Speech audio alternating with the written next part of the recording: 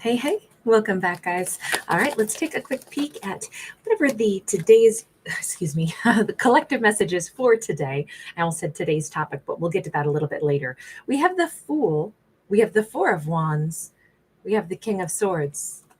That is a very blunt message.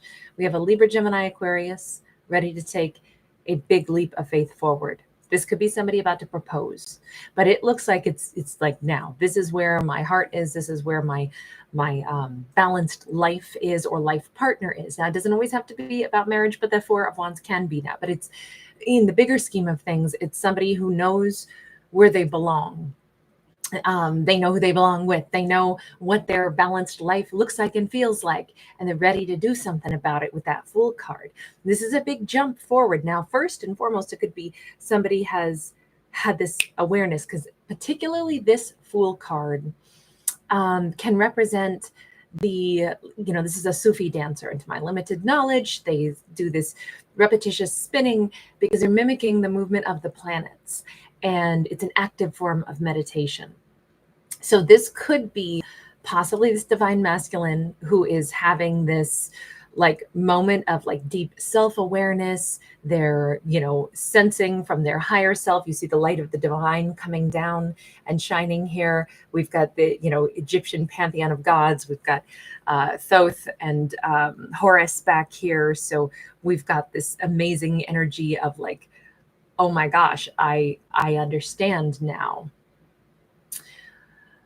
There's wisdom here. There's knowledge here. Thoth is the scribe to the other gods in the Egyptian pantheon. So, and he was known to have, given mortals arithmetic and writing and language. So this is a lot to do with communication.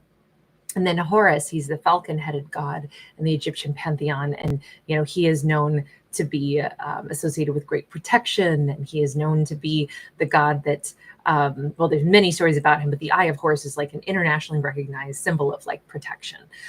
It's that, Egyptian eye that we see, but that's actually the Eye of Horus. So I'm wondering if just all of this speaks so clearly of someone who has reached that higher perspective without a doubt, and he knows, I'll say, where he belongs, what gives him balance in his life. Now, we do have these two wolves on either side of him, which to me says, I know who my forever person is, because the alpha pair does mate for life in a wolf pack.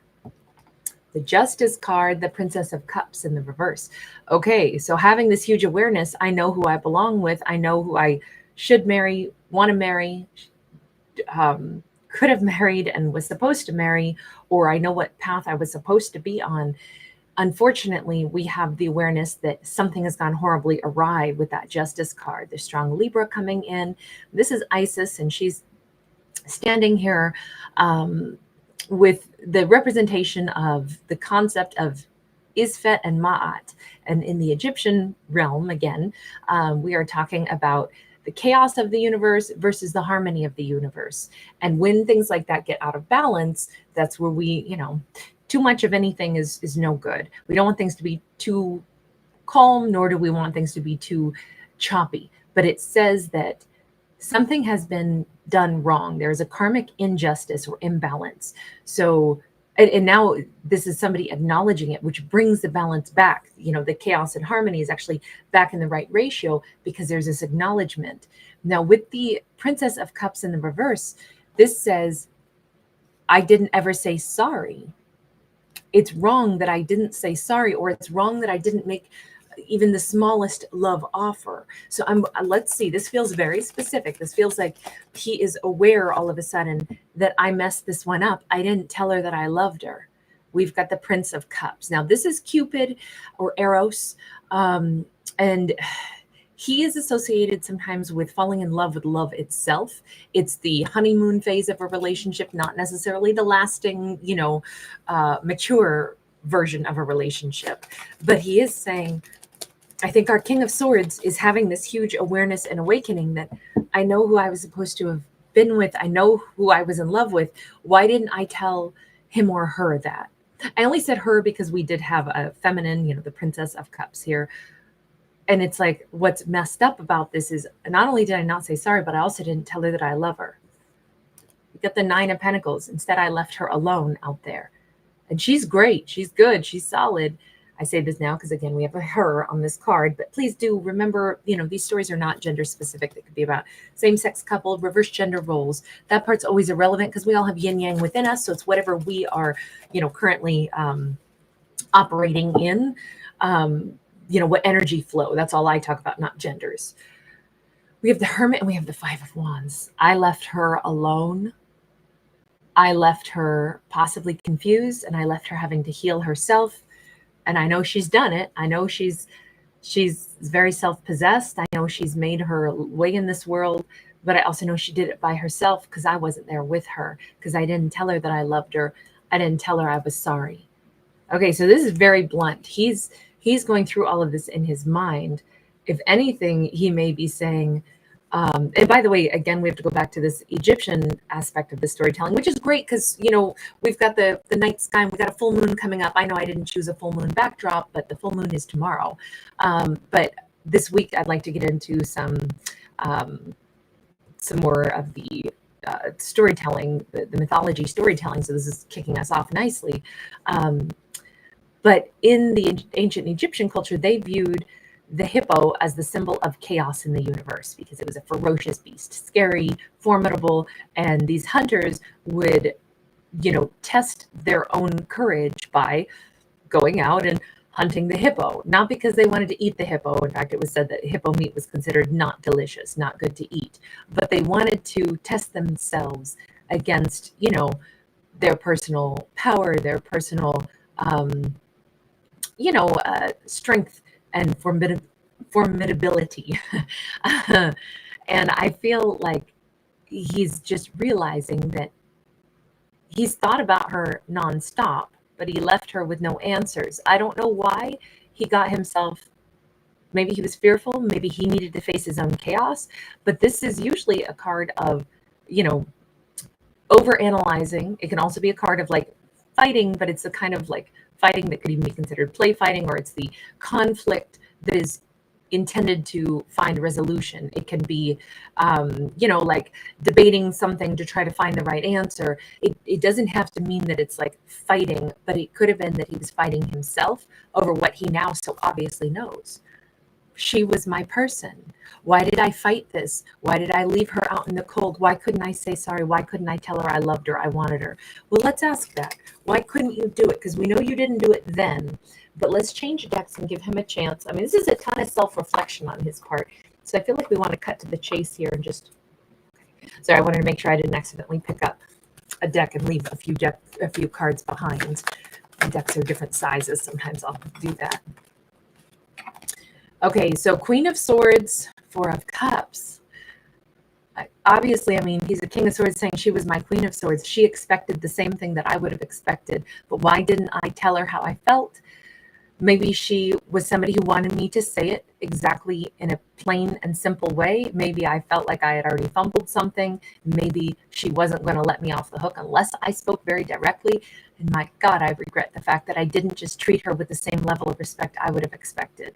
We all fumble stuff. He says he didn't say sorry and he didn't tell her that he loved her. So I'm thinking at an opportunity. I'm thinking that these two were amazing together, right? A King and a Queen of Swords. We have a perfectly matched pair coming out of these two, completely different decks, right? And yet here we have, he's aware she was my match. She expects truthful. She expects to be respected. She has her boundaries. If I, at some point, maybe didn't treat her with the same level of what I would have expected, and then to boot, I didn't say, God, I'm sorry, I should have been more straightforward, or I should have, whatever it was that he didn't do, I think he didn't want to face the fact that, she had an expectation that would have to be met. We have a 10 of Cups sideways. This jeopardized their ability to have that full-blown 10 of Cups. She had a very clear, here's what it's going to take for us. Here's my boundaries. We're going to have a 10 of Cups. I'm your lady. You're my man, whatever. Man, woman, doesn't matter. Whatever genders. I'm your partner, which means you and me, we got to put equal amounts forward, and we got to really move toward each other with confidence. We got that Chariot card.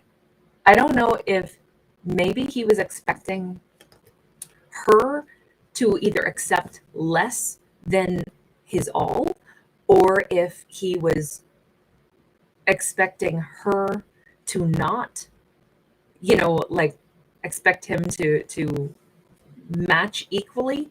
But now he's like, it should have always been equal. That's what she was asking for, was equal. Even, we've talked a lot about like chaos versus harmony, Ma and Isfet. We've talked a lot about, the scales. We've talked a lot about two people that are a perfect match, but for whatever reason, he was, I think at some point, trying to get away with not saying sorry and not saying how he felt. But that would not be fair if you expect the other person to do it, but you won't give those same reassurances or concessions. All I can say is he's realizing he was expecting, I think, that she would be someone he could rely on, but he himself didn't need to open up or didn't need to meet her at that same point. And that is a huge regret at this point. Yeah, Knight of Swords sideways. I don't know if he was trying to slow walk, making this relationship more serious. And her expectation was, if we're doing this 100%. I'm feeling like what was still at stake here was not only the balance, and I do think he was expecting more from her than she was permitted to expect of him. If he wanted to take things slower, she might have been saying, but we need consistent progress if we're going to both believe that this is going to be a 10 of cups. We're seeing this through his eyes, and he's the one saying, what I didn't do was I didn't treat her like my Queen of Swords. I really regret the fact that I didn't give her the same understanding, the same what my expectations were of her to build something. I didn't treat her like she had the right to have the exact same expectations, that I was supposed to have moved forward with her. We should have had open communication. It wasn't even about like what speed are we going to go at. It was about what are your clear intentions with me? Make those things clear. I think he was like, well, I don't want to be pushed to say that this is what we're doing and, you're my person. I don't know if he wanted to resist and act like at some point in time that she was expecting too much of like, declarations of love or something, when in fact she was just saying, what are we doing? I shouldn't wonder where we're going with this, because everything is hinging on balance. And I think that Chariot card of moving forward in what direction. And in the end, it looks like he's saying, so then she blocked me because I was not saying loud and clear what we were doing. I wasn't saying loud and clear that my intentions towards you is the 10 of Cups. Okay, was there a moment, let me just ask this real quick. Was there a moment, because I keep thinking that this trio of cards says, I didn't tell her that I was sorry, and I didn't tell her that I loved her, or that I wanted to pursue things with her. That is one of the primary, upsets of this whole romance that occurred. And I'm just wondering, actually, let's go to my duplicate deck for that. So I have two decks that are the same, but one has gold around it, one has black around it. So if we're going to get a duplicate card, because, we're dealing with the Justice card, so it should be balanced. So let's use duplicate decks. Did you have an opportunity to clear all this up with her? The Queen of Swords. Hell yes, he did. He had an opportunity to talk to her, and she expected. So whatever happened with him, if he was being wishy-washy, or if he was not locking it down, or if he was being, I don't know if he acted like he was keeping options open, or like he didn't seem like he was that, dedicated or interested in this. And then she may have asked the question point blank, or maybe they already had an issue, a problem. She withdrew because he says she blocked me, or she definitely put up a boundary if I weren't going to tell her point blank what we were doing, how I felt about her. If he was keeping things murky, and she was like, so what's happening here? I mean, we could be a great match, but I'm not sure what your intentions are with me. And he didn't want to say that. He didn't want to express like, oh, I have big intentions with you. We're building this. We're serious. I'm dating only you. Whatever that was, whatever the intentions were. I mean, this could have been, though, intentions for the question mark here was, are they a long-term couple or aren't they? So I almost wonder if these two were together, and then the question of like, what are we doing? Are we moving in together? Are we getting married? What do you want out of this? And it was like he wouldn't answer or something. And that maybe led to the demise of this, but then there was a chance. to course correct this at some point. But again, he was facing her saying, the same question is still sitting here between us. What's going on? What are you intending? What are your long-term intentions with me? You have to talk to me like I'm a partner. You have to talk to me like I have a question about why would I be giving you my time if we're not on the same page, if I don't know what your intentions are. Ace of Wands sideways. I don't know if this hit his ego where it's like, I don't know if she's attracted to me or that into me. Was all of this is where the injustice was. He couldn't tell her that he wanted her. Two of Pentacles. And that maybe left her feeling like, so you're juggling me with somebody else? You don't know if you actually want me. Six of Wands. I don't know that it was that. This says, I just wanted my ego stoked. I wanted to know she was, salivating over me.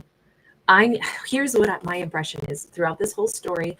I believe we've had a King of Swords who felt like he didn't need to give much in the way of reassurances, or I think he wanted to be fawned over by this woman that he actually really wanted, but he was withholding, maybe even being cold, and wanting her to, be this simpering, baby, when do I see you again? I want to see you. I come here. What are we going to do? It's almost like he wanted to be begged for his attention, perhaps, without him ever saying, yes, I want you too. It's like he was looking for a certain amount of, you beg me, but don't ask me how I feel about you, because I'm not going to give you that reassurance, but I want you to, beg and plead with me, because man, that feels really good. And you know what? No queen's going to be begging for anything. A queen will be honest. They'll be honest about their expectations. They'll be honest about what they want, but they won't simper and they won't beg. They don't live on their knees. It's what makes them kings and queens. They're not manipulated, but they also are not going to chase and grovel and weep and, beg for crumbs.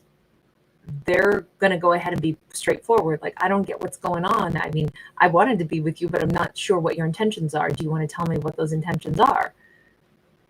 And if he's like, I'm not answering that, you're supposed to beg me, make me feel special, make me stoke my ego. Six of Wands. I need to feel special. Like there's nobody else on earth that you want as bad as me.